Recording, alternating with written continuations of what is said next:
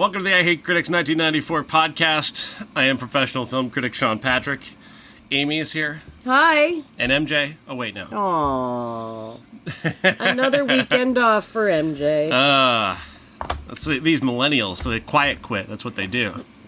No. Gen Z. Gen Z. That's what they quiet quit, though. That's quiet what they quit. did. I think that's fine. I've been trying to quiet quit for some time now. It's hard to do that on a podcast. That's true. Just slowly start backing out. God damn it. Yeah, anyway, today's podcast is brought to you by the state of Oklahoma. The Pontiac Fiero of states. And nothing against the Pontiac Fiero. They still our sponsor. Yeah, a few things against the state of Oklahoma. Yeah. Nevertheless. There you go. Anyway. So, here we are. Watching that movie that bored the fuck out of us. We watched the movie we said we would. Yep. I tried to find a way out of it. Because there's like a... I heard... I'm not sure where it is on the schedule, because I didn't put it on the schedule. There's a movie called Silence of the Hams. And I thought we had such great luck with our parody movies. Like, maybe it's another one that's hiding out there that could be brilliant. I don't know. Silence of the Hams? Yeah, Dom DeLuise is the main character, I believe. Oh, God. Oh, God. Billy Zane? I mean... There's never been a nice thing said about it. But I thought about it. I thought about watching that. I thought about suggesting that instead of 8 seconds. We almost should have done that one. But at the same time, I bet it's horrible. You know? Not like this movie was like 8 seconds. 8 seconds was not horrible. It was just relentlessly boring. Relentlessly boring. Yes. It is incredibly dull. Oh my God. I remember people in my grade, and even in like the grade below me, wearing the belt buckles and the hats to school, citing this movie as their national film. And I don't understand. I mean, again... No, for real. Like, this is no joke. We had people in our high school who wore giant belt buckles and dressed like Lane Frost from this movie. They did. They had their hats. Oh, the hats? Yeah. The whole look. It was a whole aesthetic. It really terrified me. God bless. Yeah. Luke Perry stars as champion bull rider Lane Frost. Mm-hmm. Real name. And Luke Perry's slutty little waist was in this movie. taking the movie, really, for me. Yeah. That's all I watched, was his slutty You want to cut waist. off Gary Oldman's head and paste it onto his tiny Luke waist. Perry's, yeah, I mean, Luke Perry's pretty hot. He was a hot guy. But, I'm sorry, give me the Oldman head. Give me the Oldman head every time. But, give me Luke Perry's slutty little waist, because I want that. He's beautiful. Just a beautiful guy, Luke Perry. Just jeans worn just below your nipples. Oh, yeah. No, that's the women in this movie. Jesus Christ. I mean, their rib cages had to hurt. I'm sorry, my jeans are caught in my bra. Hang on a second. God, I mean... These again, I know too many of these Gen Zers who are like, do not take my high-waisted pants away from me. And I'm like, you keep them, because no one else wants them but you and young women in the early 90s. That's it. Specifically the wife of Lane Frost. Played by Cynthia Geary. Who is she? Do you have any idea? Cynthia Geary? Yeah, who is she? She was on, oh God. God damn it. Northern Exposure. She played the young woman who got knocked up by the old guy who runs the diner in that one. Oh, wow. I liked Northern Exposure, and I knew her, but again, it's just kind of sad because she's rather unremarkable in this movie. Oh, yeah. Everybody's really kind of unremarkable. The whole in this thing movie. is just so desperately unremarkable. We're like, how the fuck are we going to fill an hour? I don't know. We're already to this point. Yeah, Lane Frost tragically died when he was gored by a bull at the bull ring. Yep. In 1989, 5 years before this movie was made. Yeah. They put him in the Bull Riding Hall of Fame. Great. He cowboyed up. I feel like we all did a little cowboying up in this movie. At one point, Sean and I started talking about, like, other stuff. Yeah. Like, right, like, And so I think we both kind of tuned out just a little bit. Yeah, you're like watching somebody. You're watching somebody have like a Facebook freak out. Yeah. And I'm like, I'm just talking about the movie Body Parts with Jeff Fahey. Oh God, which actually was almost more interesting than this movie. So yeah, I mean, again, you got like one of the lesser Baldwins, obviously. Stephen Baldwin's in this, and he's so. The Baldwin we have at home. Oh, you have a Baldwin at home. I love that. He's just and everything him and he Daniel says, competing for that bottom Baldwin. Oh, God. Daniel is the ham, the literal like ham loaf of Baldwins. Whereas Stephen is the simple Jack He's of the the simple Jack. God, it just like I couldn't like get past like everything he did, and apparently he and his character and Luke Perry's character were supposed to be best friends. Yeah, but you didn't know that until like the very end of the movie. Yeah, it was really weird because they were like they're just dicks. Like he's such a dick to him the whole movie. And that's the thing. Like they really create like Lane's character to be like, I'm having fun too. Yeah.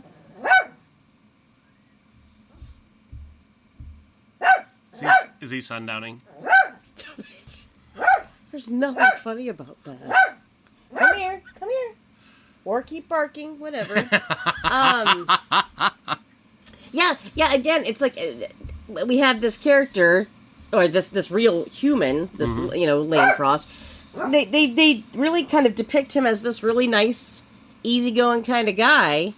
And then all of a sudden, someone says, you know what, I'm done writing this. Your turn. And hands it off to somebody else to write. And then all of a sudden, now he's a villain. You talk to another man.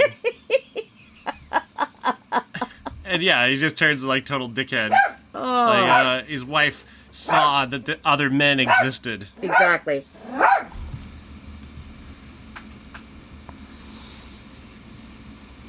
Just waiting, because like the minute we start talking, he's going to start going again. Oh, you know what? Let's let Funny out real quick. Maybe that'll help. We'll go outside. I don't blame you. It's quieter out here. There isn't some little shithead. Jesus. All right, where were we? Oh, so yeah. Again, we're handing off the script in the middle of writing it, saying that we decided that we want Luke Perry to be a villain. Lane Frost to be a villain. Just suddenly he's just an asshole. Like he's the nicest man in the world, nicest man in the world. Cheats on his wife, fucking dickhead. But can we talk about the major star turn of the Buckle Bunny that is Renee Zellweger? Renee Zellweger's in this movie. Not even enough time. Yeah. We get what, barely a minute and a half moments of her, yes. And it's not enough. She's literally credited as Buckle Bunny. And apparently Buckle Bunnies are a real thing, which it just seems really weird that women are groupies for bull riders. I don't get it.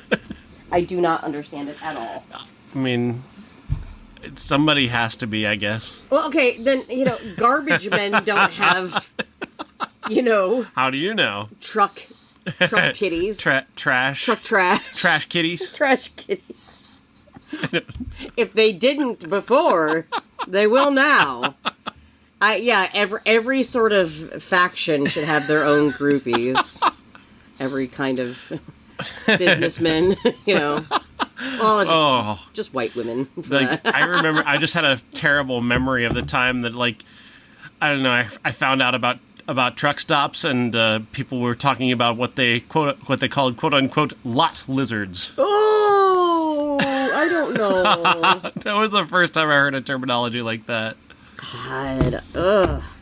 I learned so much about truck stops, and there's so much semen involved. That's just it. No shame. Shame. Sex work is work. Straight up semen-drenched nights at the truck stop. Semen-soaked nights. Has nothing to do with 8 seconds, I should tell you. No, because they're called Buckle Bunnies, not lot lizards. That's true, but okay, here's the thing. So early on, Lane gets his balls crushed. This is the thing. As much as we, we're trying to come up with things to talk about. The only thing we talked about in the entire movie was his balls. The entire movie. We discussed what they might have replaced his balls with. I think it's titanium. So there's an accident early on in the movie where Lane Frost, Dylan... Dylan. Just call him Dylan. Where Dylan gets his balls crushed. He gets the bull just stomps his fucking dick, just stomps it, and like Baldwin, Tough, his character, he's like, "How's my dick, man? How's my dick?" And he responds, "It's hanging on by a thread." Oh, and then he goes to like look at it. He goes, "Nope, you don't want to see don't look this." at that. And what upset me is that they're not joking. They're not joking. This is in hushed tones, like a very serious, somber moment over his balls. So I want to know, like, did it fall off? I don't know. Or did his balls fall off? I looked it up. They didn't have children, so I mean... That's true. That does say something. But then again, he also banged the buckle bunny, so... But did he? Or did maybe... maybe he just looked at her boobs. I don't know. But we've been scouring Google to find out if Lane Frost did get his balls stomped. Yeah, I googled that. But the phone search is like, if somebody checks my phone, they're gonna think, "What the fuck is this woman up to?" I'm looking up how accurate is 8 seconds. Oh, good one. And because I want to know about first of all, why include this if it didn't happen? For funsies. we were just so bored. We just had to come up with something. So we needed an action.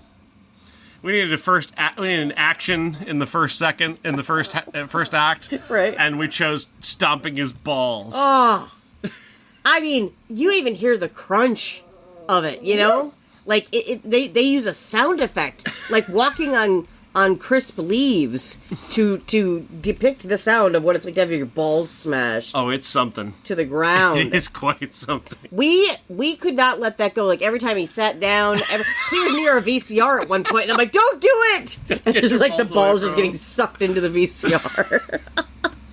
What is wrong with us? Let's see. Richard Harrington in the Washington Post. Unfortunately, fact is duller than fiction in this seemingly over-authorized telling of the life of Lane Frost, world champion bull rider. Oh, shit. But he doesn't seem to have anything about the balls. Nothing about the balls? He's not writing a word about his balls. Well, I mean, we got... How do we know? Exactly. That's what This is a key point in the movie. I need to know, are his balls okay? Balls. Balls. Yeah, I don't know. They said the movie was fair. His family in the Oklahoman said the movie was fair to him. What does that mean? I don't know what that means, fair. It says nothing about his balls. I don't think anyone's balls will recover after having them stomped by a bull. Although the movie wasn't quite a true depiction of Frost's real life, the movie played a key role in keeping his legacy alive. Yeah. But what about his balls? What about his balls? Like, that's honestly all we thought about. They should have just called it Balls, the movie. It's hard to recover. It's hard to recover after you see a guy get his balls stomped.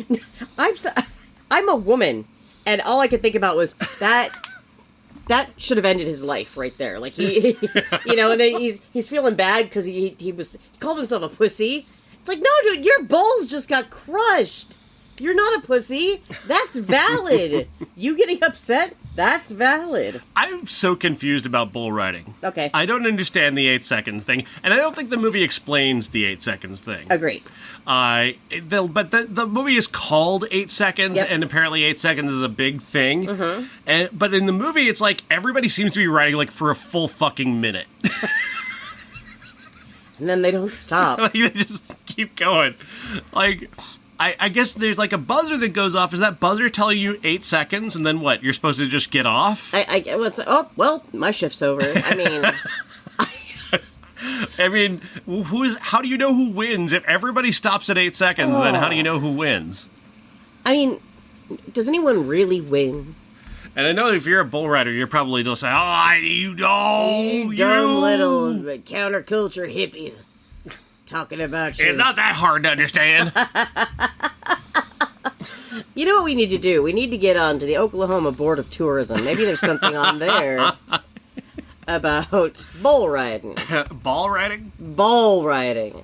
Riding your balls. Bull riding rules and regulations. You got this? Yeah. So the object of bull riding is for a rider to mount the bull, and then once the bull is let out into the arena, to stay on the bull for at least 8 seconds as the bull spins, kicks, twists, in an attempt to throw them off. If the rider doesn't stay on top of the bull for 8 seconds, they go unscored. So they don't get a goddamn thing. Judge gives scores based on the rider's performance if he manages to stay off the ground and over the bull for at least 8 seconds. So it's like style points? It's like fucking figure skating? Yeah, basically. And I'm not gonna lie, it's not nearly as graceful, let's say, as ice skating. And watching this, the whole thing, I just kept seeing the CGI of Harry Potter on the back of like the troll in the first movie, because that's what they looked like. They looked like CGI. Yeah, or like when his what do you call it? His broom went all crazy. Yeah, exactly. And he's like, whoa, that's what the bull riders look like. I don't know. Bulls seem very angry. I don't think they want to be doing this. Anybody ask them if they want to do this? I feel like it just was a white man that said, you know what? We haven't ruined that yet. Let's try bulls. God. Do we eat bulls? No. God, I would hope not. I don't understand the bull situation. Why do bulls exist? Do they exist to create cows? No, that's not. What did I just say? No, that is not what that. That's not what that means. No, I don't know. Having said that, I did just find on YouTube topless bull riding competition.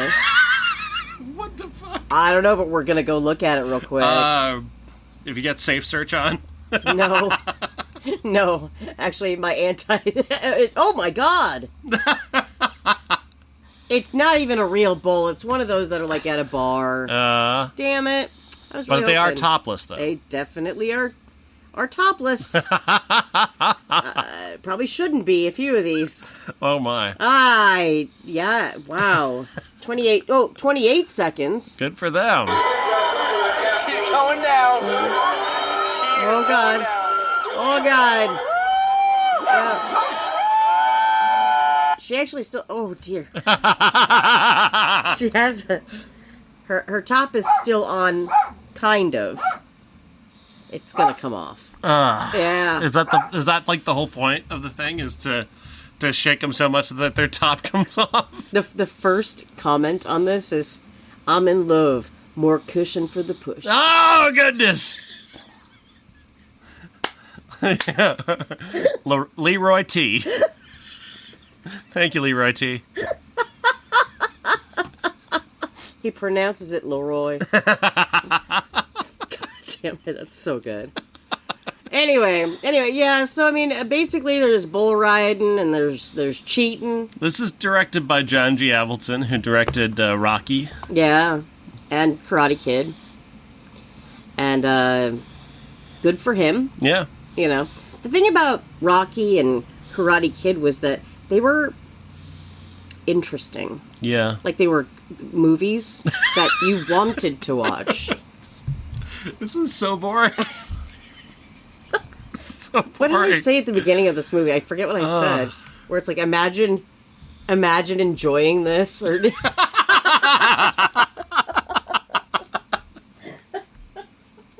and we couldn't. We actually couldn't. That's why we had to imagine enjoying this. God bless.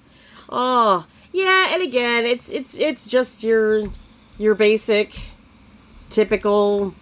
Yeah, it's a biopic. Yeah, there's that.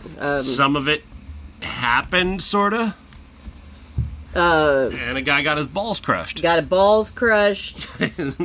Stephen Baldwin makes the Joker face 1,000 times. That's just his face. That's just his face. I'm sorry. That is just his face.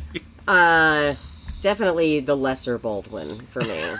Definitely. You keep changing your Baldwin ranking every week. Every time we have to see a new Baldwin. We've seen too much of Steven, I feel. Isn't this the year of Biodome? Aren't we in that year now? Oh, God, please. Oh, it's gonna hurt so bad. It's gonna hurt so bad. There's too much Baldwins. I agree. Like, remember when Daniel was trapped in that little thing around his desk in that movie? Remember that? And none of us understood why? Because then he was just up out of that Oh, my God. circle later, and it didn't make any sense. Whereas, he doesn't want anybody to touch him, whereas Steven, he's climbing into bed with everybody. They're all sleeping in the same bed, just having a good time, just having a cowboy up time. Yeah, cowboy up. You got a cowboy up in that situation. Does that mean man up? Is that what that means? I think maybe. I don't fucking know. Clearly you're not a cowboy. I've neither cowboyed up nor down. Oh my God, I definitely cowboyed down in this movie. Again, it wasn't like a bad movie. It just was. If beige were a film, that's what this felt like. Wow. Except for the ball crushing scene. Yeah. Which was a favorite. And then when he brought that trailer home, that was awesome. That fucking trailer was awesome. I would live in that trailer. I wanted that trailer. trailer. I would live in that. Agreed. He brought home a trailer for him and his wife to live in, because I guess... Well, I thought initially that the plan was to take that with them on the road so they could live on the road together. That's what we and thought. then he just leaves her there. They just parks it. They just don't take the house with them when they go. And it's like, why not? Take your house, take your wife with you? Nah. Nah. You stay here. We need to give her a reason to sleep with her former boyfriend. Thus letting me off the hook when I bang buckle bunnies. Buckle bunnies. Constantly banging those buckle bunnies, This movie you is guys. very fair. Very fair. Very fair. What does that even mean? I don't know what that means. That's what the family says. The family said it was pretty fair. It was fair to him, It's fair, you know. He was kind of a dick. He was. didn't have any balls. I could have told you that. This man has no balls. He's ballless. Again, when you find that that's all you're focusing on in a film, I feel like something has been done wrong. It's just such a basic bitch movie. Yeah, it is. It is. And Luke Perry is just not doing anything in this movie. I mean, there's just nothing there. He's just a blank void where a script is. Yeah. That's just regurgitating script. Smile here. Now you're mad about something. Oh, I'm mad about... Other men exist. I like that, actually. Oh, you Duke boys. You know. How did my wife find out that other men exist? Yeah, and... You know what pisses me off is that whole idea of purity culture. Like, he knows that when he met her, he knew that she wasn't a virgin. She's not a virgin going into their marriage.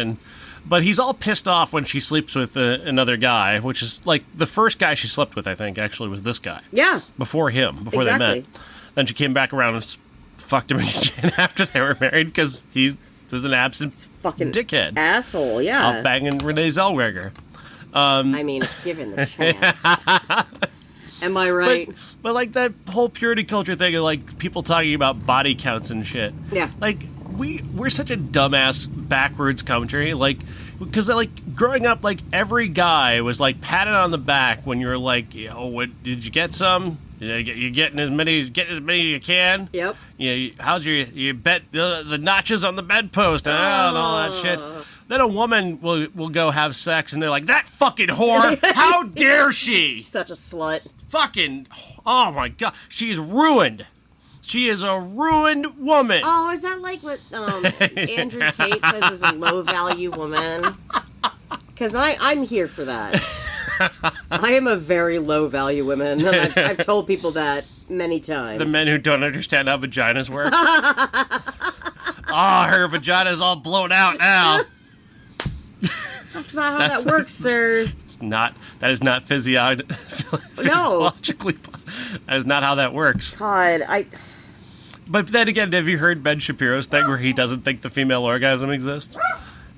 Because, sir, he can't do it? Because you've never achieved it, sir. He just hasn't just done it. Women's vaginas just seal right up when they see you. That is not empirical evidence, sir. Oh, like everything just went right back inside of me. Any thought of how hot Luke Perry and his slutty little waist was, but now I've actually, everything is it's all dust. The city of dust in my nether regions, just thinking about Ben Shapiro. See? That's evidence. That proves women can't have orgasms. I don't understand. God bless. If I can't do it, no man can. Oh, stop it, Ben Shapiro. There's a lot of things men can do that you can't, Ben. You'd be surprised. How did this become about Ben Shapiro? This movie is so fucking boring. Because it's just like, listening to Ben Shapiro is just like having your balls crushed by a bull. Right? It's slightly worse. So the bull's gonna stomp on my scrotum. Yep. Or I have to listen to Ben Shapiro. Yep. Which one? Fuck. I guess it's scrotum time. Where's the fucking bull? That's beautiful. Oh my god.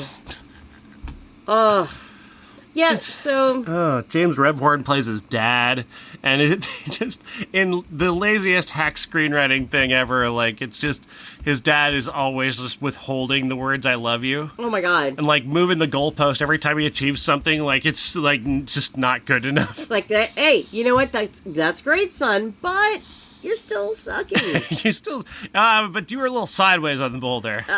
I mean, you know... And then he does finally have a moment... of, where he can actually be open to his son. Yeah, I'm proud of you, son. Not in a gay way, but I'm proud of you. I'm not going to say I love you. That's gay. But I am fixing this fence, which is my love language.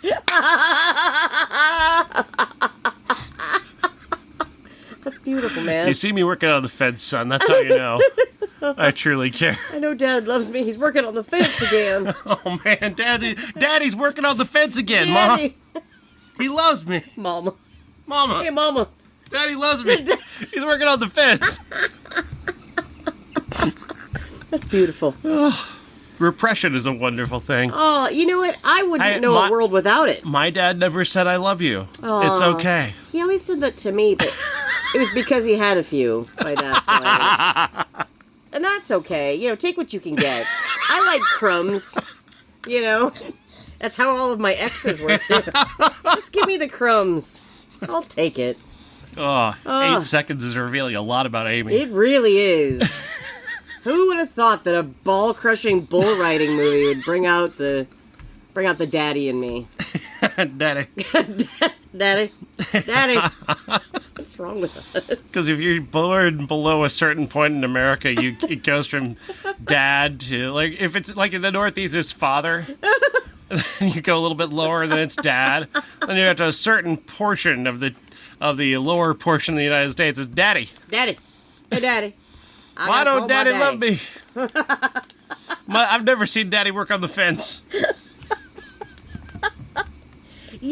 I think it's always like daddies like that repress a lot of homosexual tendencies. It's always that. That's why he works on the fence all the time. Always. Daddy. My daddy. I don't really understand Southern culture. I don't pretend to understand it. I just don't like the word daddy. In any way. Like, I understand it for, like, 4-year-old girls. Yeah. 4-year-old girls, I think, are allowed to call their daddy. I think that was the last time I called my dad daddy. But, like, listen to me say the word daddy. Does that not make you uncomfortable? Daddy. Just when you say just it that be way. saying it. Just saying it at daddy. all.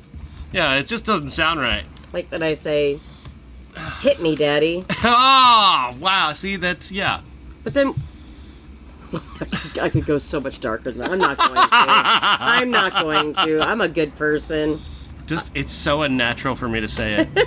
I really hate saying it. It should be unnatural for anyone under the age of 4. Yeah. It really should be. Over the age of 4, yeah. Yeah, that. What you said. It should be that. God damn it. So, Yeah, this is a movie. I don't understand. Do you like Luke Perry? I loved Luke Perry. And You know, I was sad when he passed away. He and David Arquette were best friends. Did you know that? I had no idea they even hung out. They were the best of friends, and one night, when David Arquette was doing his wrestling thing, Luke Perry saved his life. How? So David Arquette is wrestling in what's called a death match. Okay. With the king of the death match, Nick Gage. And they are bashing each other with light tubes. Those are very dangerous and highly toxic. They're very dangerous. They're very toxic. So Nick Gage bashes Arquette with a light tube that cuts his fucking jugular. Fuck off. True story. And Arquette won't stop the match. He continues the match while holding his jugular. He loses the match, and he comes off the stage, and he comes out of the ring, and he's going to the backstage, and Luke Perry's like, we got to go to the hospital right now. You're going to die. Oh my god. So Luke Perry took him to the hospital and saved his life. That's fucking insane. Right? Is what that is. Meanwhile, you know what else Luke Perry is known for in professional wrestling? His son, Jack Perry, is professional wrestler Jungle Boy. Okay, I have to look this up. Jungle Boy, Jack Perry, I don't know if he's formerly of AEW. He's recently of AEW, but he had a kind of a falling out with the owner. Okay. Not all that long ago. He's hot. Jungle Jack Perry. Oh, he's very young. He's very young. Yes, he's very young. He does. God, he looks just like his dad. Isn't that crazy? Aww. Yeah. Well, and there's that. So now this takes a little bit of explanation, so let me get into this very quickly. He's been wrestling for a while. He got into a thing where he was working with Christian from the WWE, who is now in AEW. Christian of Edge and Christian, he's been wrestling for years. Christian's gimmick currently is making fun of people with dead parents. What? That is his gimmick. They literally call their thing is called the patriarchy. That's their faction. And God. every time he wrestles somebody who has a dead parent, he asks them about their dead parent. Oh my god. To the point it's like the biggest meme in all of professional wrestling. So he did a thing recently at a match where he was facing off against a guy named Daniel Garcia, and he asked him about, you know where Jack Garcia is? And he listed this address, and people Googled the address, and it was a fucking cemetery. Shut up. What the fuck, dude? Oh my god. It's heel heat. He's the bad guy. I can't believe it.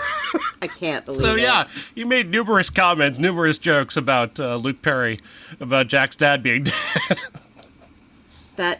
That's so upsetting. Yeah. Wow. With Luke's wife in attendance. Of course. Why not? Jesus Christ. This is why I want to have a podcast where I explain professional wrestling things to people who don't watch wrestling and try and see. I gotta make this. How am I gonna make this okay? We talked about that. Yeah, it was that one that plane ride with all those wrestlers. Oh, the plane ride from hell. Yeah, the plane ride from hell. That was a very interesting fucking story, though. It really was. Yeah, that is a. Brock Lesnar and Kurt Hennig nearly wrestling through the door. You got. Oh God, yeah. Scott Hall was just so drunk. Oh my God. Goldust is singing to his ex-wife on the plane speaker, trying to win her back, but he's too drunk. Yeah, that's a hell of a story. That's a hell of a story. But my first one was going to be Kerwin White. Did I tell you the Kerwin White story? I feel like I know that name. So there's this guy named Chavo Guerrero. We're off on tangents. This is going to be what it is the now. The movie was really fucking boring. They're so boring. Okay. Chavo Guerrero is a part of a legendary wrestling family, the Guerreros. He's Eddie's nephew, Eddie Guerrero's nephew. Sure. Yeah, I remember that name. His dad was a famous wrestler. His whole family was famous in Mexico. So he's in the WWE. This is around 2005. I think Eddie's still alive at this point. Okay. Chavo, they're looking for something to deal with him. So Chavo is getting off the bus at the arena one night, and Vince comes up to Vince McMahon. Vince says to him, "How's it going, Kerwin?" And he's like, "What the fuck are you talking about?" So he tells him that his new character is going to be Kerwin White. And the whole thing is that he's going to be a Mexican man who dyes his hair blonde and denies his Mexican heritage to claim that he is now white. Because white is right. I hate that already, but okay. Jesus Christ. He comes to the ring in a golf cart with a caddy. He's got his hair dyed blonde, and he's like a golfer. And his catchphrase is "White is right." I hate that. I really hate that. Like, more than I've ever hated anything in my life. Yeah, Vince McMahon's a fucking monster. He really is. He's just How can you continue to watch wrestling knowing that he's gone. Oh, is he really? Oh, you didn't know? No. Oh, he is gone. Vince is gone. What yeah. did... No, the lawsuits finally arrived. Like, the woman started speaking outside the non-disclosure agreement, and you haven't heard what Vince McMahon did? I think you kind of alluded to it, but I didn't really understand the full gravity. All right, we're going to pause the podcast for a moment here. Yeah. Oh my God. So that was Amy reacting to what I just told you. Oh my God.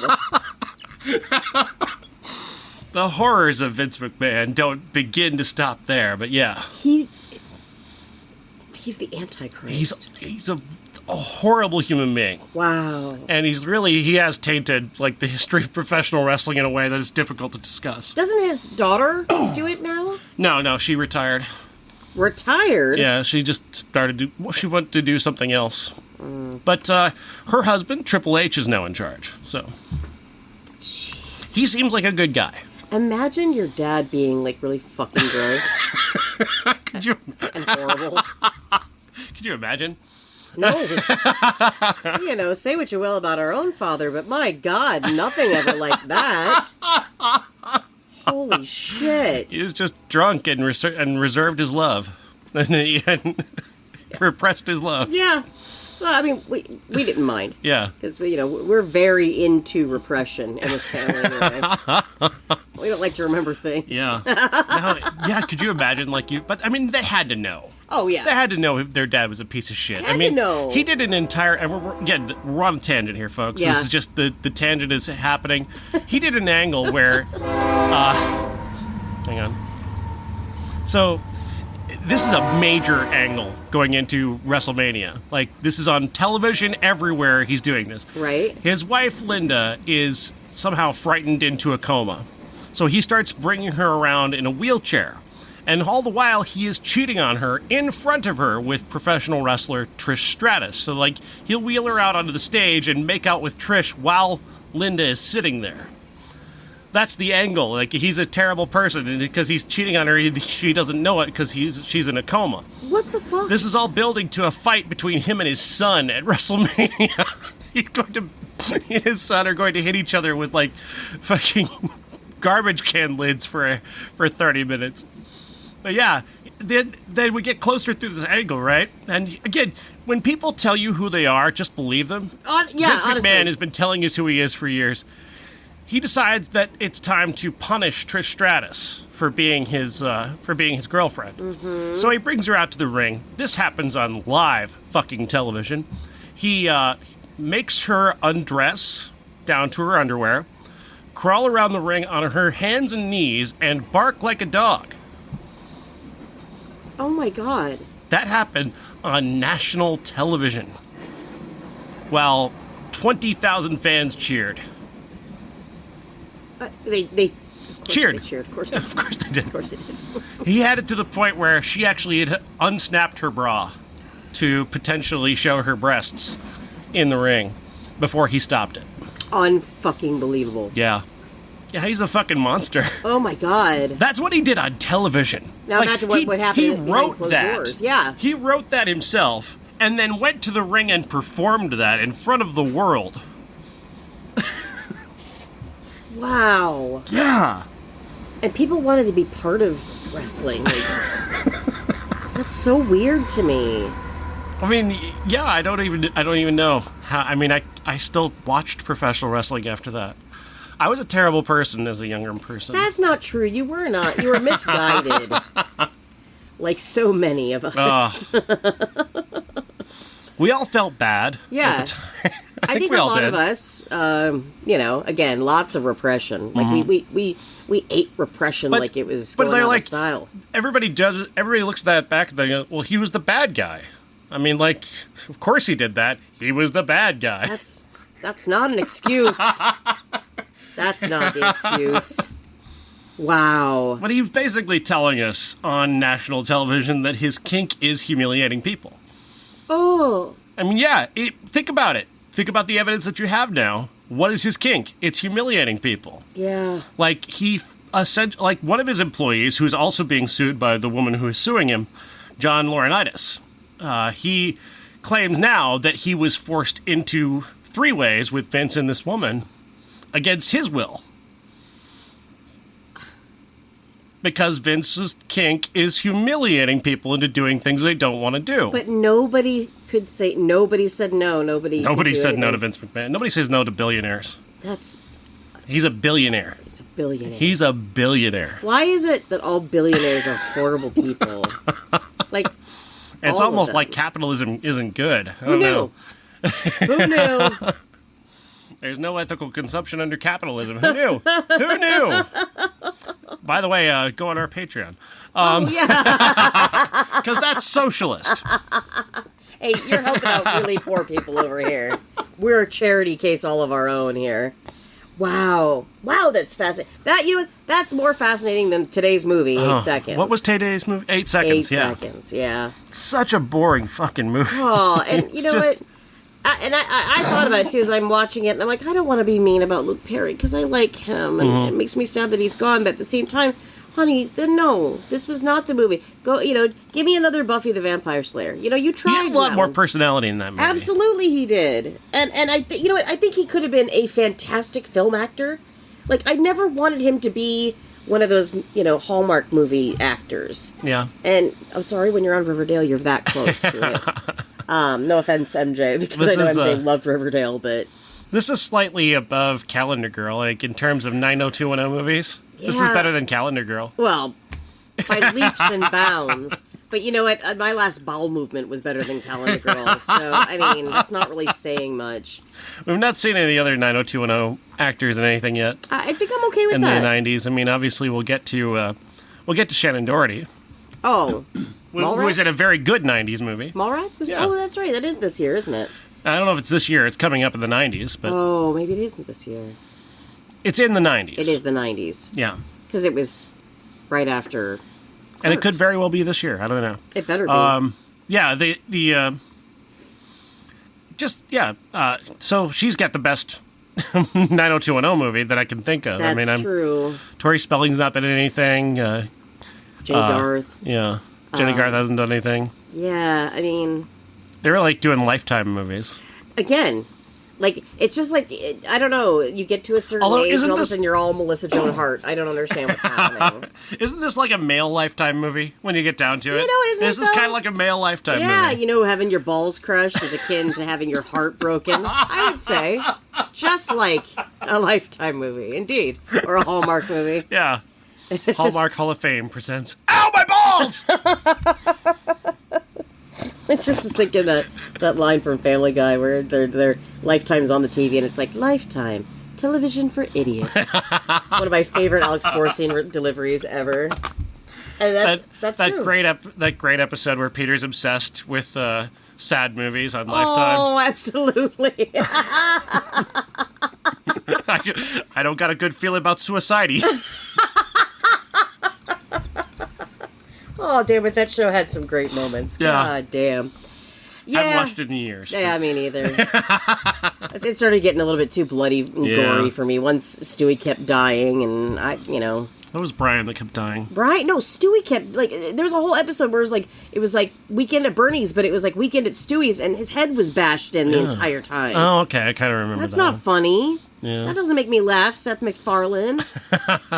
You know? You don't do that with a main character, Seth. Yeah, especially like because Stewie and Brian are like beloved. That's what you do to what's his name? The big chin guy. The big chin guy? Oh. Quagmire. Yeah. That's what you do. You do a Quagmire with Weekend at Bernie's Quagmire episode. He doesn't have to be dead. Obviously, Stewie wasn't really dead. No. But like, you do a Weekend at Bernie's with Quagmire because he's like a secondary character and you don't have to have feelings about him. You don't really need to hear giggity. Right? Well, because he's dead. You wouldn't hear it. That's exactly what I'm saying. You'd have Brian like puppeting him through Giggity. Giggity. God bless. We really are all over this.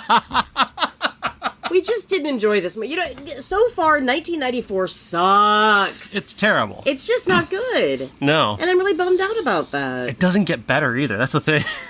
Unless Mallrats is this year, then at least we'll have that. That would be better.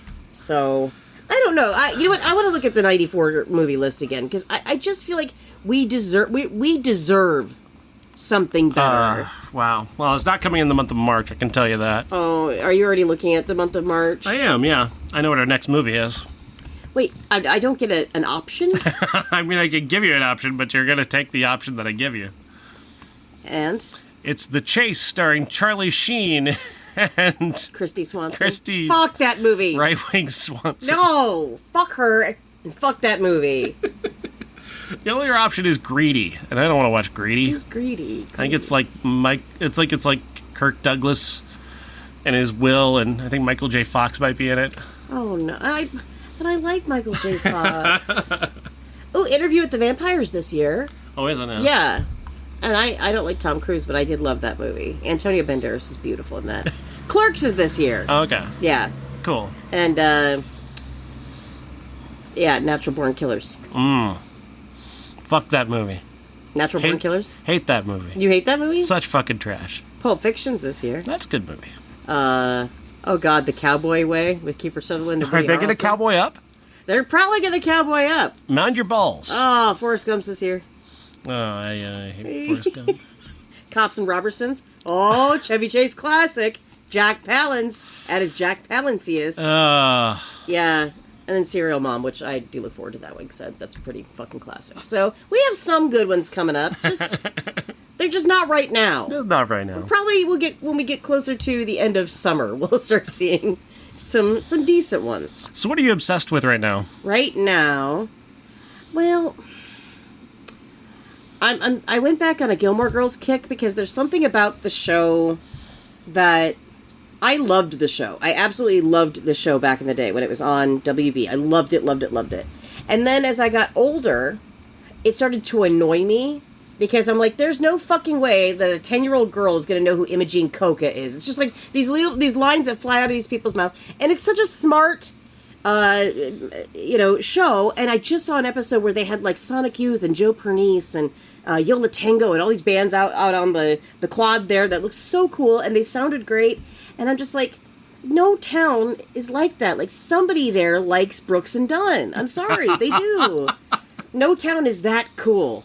So then I decided I want to rewatch it. And as I started with the first season, I remembered just why I loved it so much, because it definitely is a comfort show. It's like your mom's best casserole. When you're in it and you're watching it, you can take a nap. You feel warm. It's like listening to Bob Ross talk. And I really thoroughly enjoy it. As I'm getting now, I think I'm into the 7th season, which they said it's the Gilmore Ghosts, because Amy Sherman Palladino was obviously not there for this season. And so far, yeah, it's horrible. I fucking hate it. I really understand what people are saying. Nothing against Lauren Graham, because, again, she's one of my idols, but I remembered why I liked it in the first place, and I stopped letting myself overthink it, because it's just a fucking show. So, that's me. What about you? Right now, it's the movie Body Parts with Jeff Fahey and Brad Dourif. Oh? It's about a guy who gets into a car accident and loses his arm, and his arm is replaced by the arm of a killer.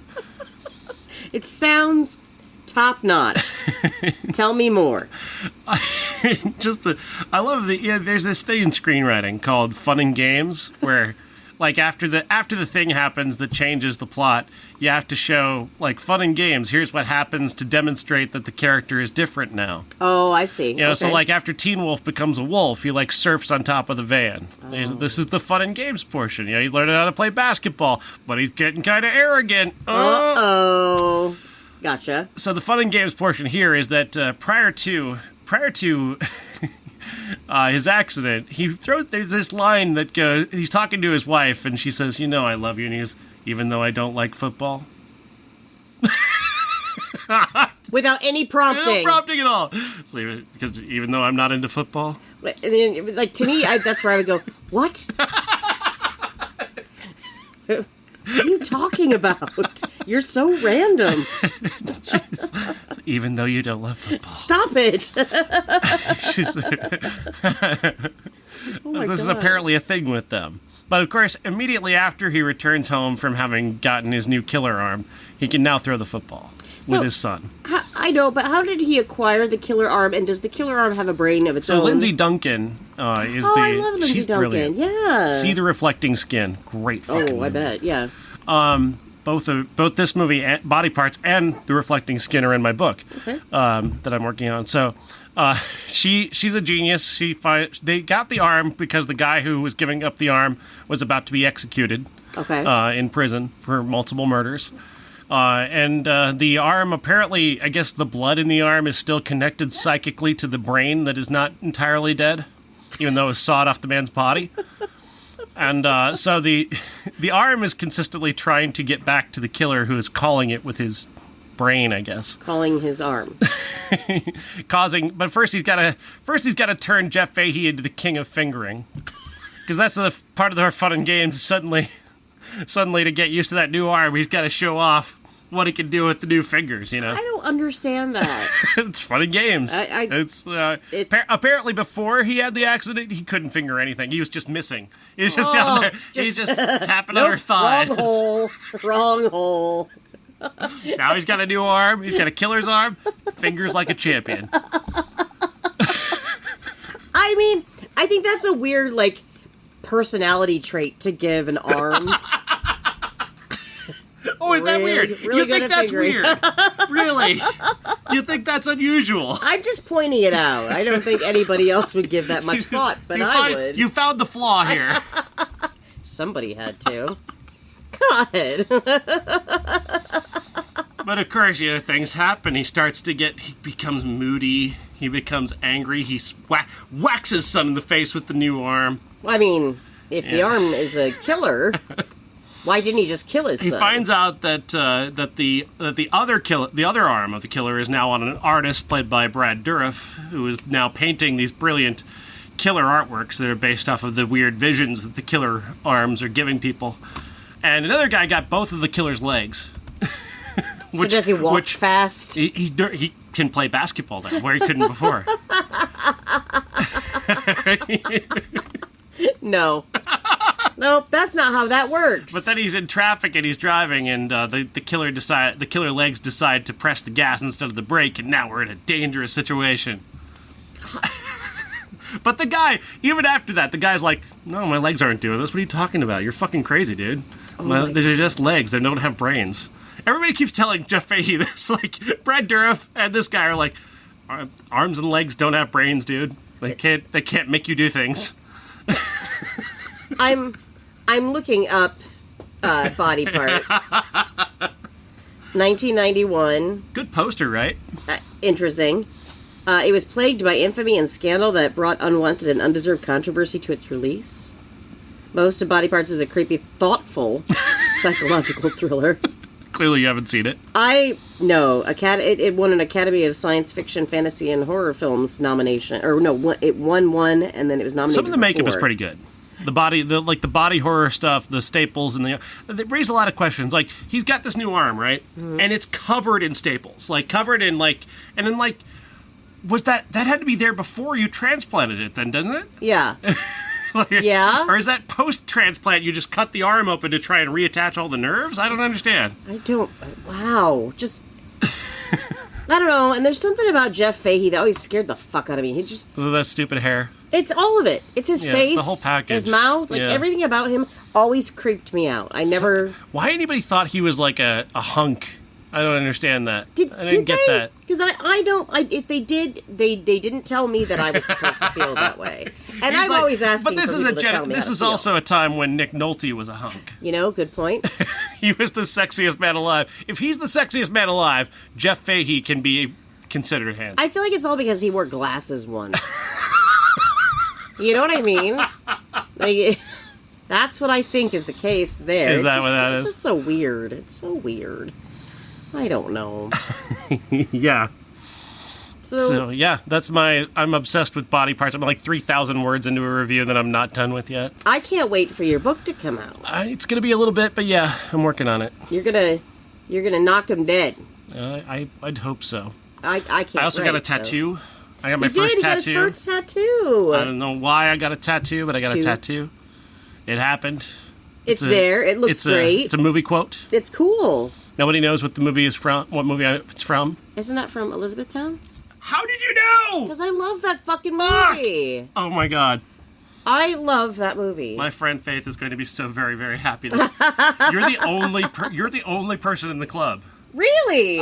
We put this on Instagram and Twitter last night, and no one has come through with the quote. I think that is one of the most underrated Crow films there is.